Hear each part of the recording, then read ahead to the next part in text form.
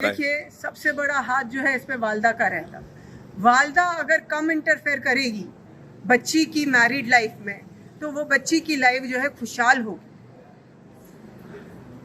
दिन में कम से कम 2-3 बार फोन करना, ससुराल की बातें मायके में बोलना, ये सब चीजें बिल्कुल नहीं होनी चाहिए। जो चीज जहाँ की है वो चीज वहीं पे खत्म कर देना, और हर छोटी सी छोटी बात जो है वालदा को नहीं सुनाना, क्योंकि आप अगर सुना रहे हैं आप अपने घर की बेइज्जती कर रहे हैं। आप अपनी आदाब, मैं उस मशा के तमाम वालिदैन से गुजारिश करना चाहूँगी कि भिकमंगू को अपनी बेटियाँ नहीं दीजिए, क्योंकि भिकमंगू का जो पेट है सिवाय कब्र के कोई नहीं भर सकता। आप अपनी बच्चियों की पैरों पे कुल्हाड़ी मार रहे हैं उनको भिकमंगू को देकर, क्योंकि उनका तो काम ही है। और उनका फेवरेट डायलॉग क्या रहता है? हमें कुछ भी नहीं चाहिए, हमें किसी चीज़ की ज़रूरत नहीं है, आपकी बेटी है, आप दो जो चीज़ देना चाहे। और फिर उनका ये भी रहता, जैसे गर्मियाँ कितनी हो रही, हमारे सब बेटों के पास जो है एसी है, हमारी सब बहुएं जो है एसी लाए हैं, आप भी अपनी बेटी को दे दिए तो अच्छा रहेगा, उसको ठंडक महसूस होगी। अरे जहाँ पे जल्लाद जैसे लोग मांगने वाले हो, वहाँ बेटियों को कौन सी ठंडक पड़ती है या उनके वालिदैन को कौन सी ठंडक पड़ेगी। इसलिए अदबन गुजारिश है, क्योंकि जो निकाह सादगी से किया जाए, हज़रत सल्लल्लाहु अलैहि वसल्लम की सुन्नत के मुताबिक किया जाए, वो निकाह में हज़रत सल्लल्लाहु अलैहि वसल्लम अल्लाह ताला के फरिश्ते आते हैं और ताहयात उनके बीच में मोहब्बत रहे उसके लिए दुआ देते हैं। इसलिए सबसे गुजारिश है कि सादगी से निकाह करें। ख़ास तौर पे मैं नौजवानों से कहूँगी कि आप लोग जो है निकाह ज़ोहर में कीजिए और इशा में जो है वलीमे की दावत दीजिए। लड़की वालों के यहाँ कुछ भी मत खाइए। मैम, आजकल बैंड बाजा का एक दौर चल रहा है, बड़े बड़े मेरा फंक्शन तो ये हॉल्स कहना है, ट्रिपल बी और एक डी नहीं होना चाहिए, ना बैंड, ना बाजा, ना बारात, ना डॉरी। ये सब चीजें हुई तो मुसलमान कौम जो है फतेह पाएगी अल्लाह की नज़र में और हज़रत सल्लल्लाहु अलैहि वसल्लम की नज़र में एक आला मुकाम कायम करेगी। देखिए, जैसे हज पे जाने के लिए ट्रेनिंग होती है, निकाह से पहले जो है ट्रेनिंग देनी चाहिए कि हर 2 फर्द के, क्योंकि ये जब शादी होती है, निकाह होता है, ये खाली 2 फर्द नहीं जुड़ते, 2 खानदान जुड़ते हैं। इसलिए लड़के को और लड़की को वैसी ट्रेनिंग देनी चाहिए। सूरह बकरा में, सूरह निसा में, सूरह तलाक में वाज़ा तौर पे अल्लाह ताला फरमाते हैं, हमारा उठना बैठना, खाना पीना, रिज़्क़ का, निकाह का, हलाला का, तलाक का, सूद का, प्रॉपर्टीज़ के डिस्ट्रीब्यूशन का, हर चीज़ के, क्योंकि कुरान एक जो मजहबी किताब नहीं है मुसलमानों के लिए, पूरी कायनात के लिए हिदायत की किताब है।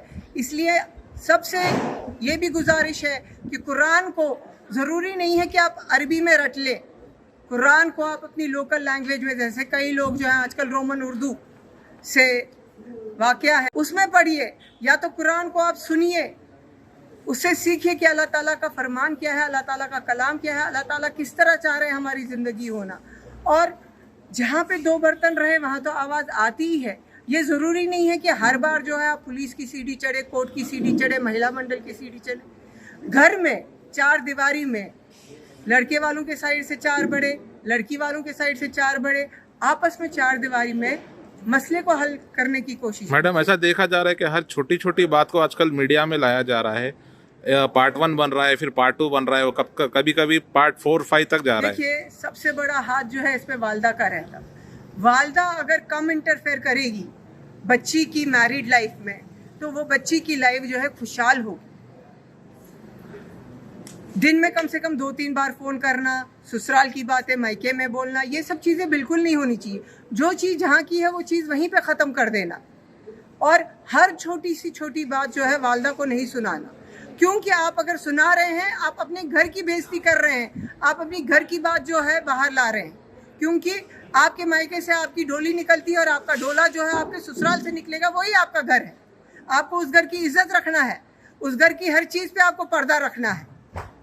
अभी बच्चे हो या बच्चा रहो, जो भी दोनों में नाइतफाक़ी आ रही, तो उलमाए इसकी जिम्मेदारी नहीं रह रही, ना कोई उलमाओं का आपका कहना क्या है कि किसकी जिम्मेदारी बनती है? उलमाओं की सबसे बड़ी गलती यह है कि उलमाओं ने अपने दरवाजे बंद कर दिए हैं। मेरी कई बहनें हैं ये आप छोड़ दीजिए कि माँ बाप गरीब है, बच्चों की शादियां नहीं होती, लेकिन मेरी कई बहनें हैं जो लटकी हुई हैं।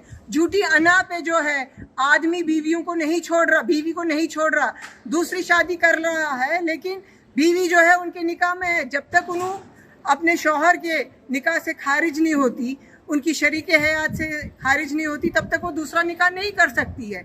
लेकिन आजकल के जो नौजवान हैं वो समझ नहीं रहे हैं, 1 से 2 कर रहे हैं, 2 से 3 कर रहे हैं। एक तरबूज वापस दे दिए और एक तरबूज के 2 हिस्से किए, एक बीवी को दिए, एक बीवी को दिए। तो उनके मुरीद बोले आपने हमारे लिए किफ़ायत शारी की जो मिसाल कायम की है। बोले नहीं, अगर एक बीवी का तरबूज फीका निकलता था, लाल नहीं निकलता था और उसके दिल में खलिश आती थी, मैं तभी अल्लाह की गिरफ्त में आता था। तो ये उन्होंने बताया कि हक तलफी, आप अगर हक तलफी करें तो आप वहीं पे अल्लाह की गिरफ्त में आ जाते हैं। ये मस्ती तोड़ने के लिए शादी करनी नहीं है, निकाह करना नहीं है, उसके भी वजूहात हैं। अल्लाह ताला बाकायदा उनकी किताब में, कलाम में फरमाते हैं। इसलिए वालिदैन से गुजारिश है कि अपनी औलाद को, ख़ास तौर पे बेटियों को इल्म से नवाजें, क्योंकि इल्म एक नूर है और अगर हम बच्चियों को उस नूर से वाबस्ता करते हैं, कल को वही नूर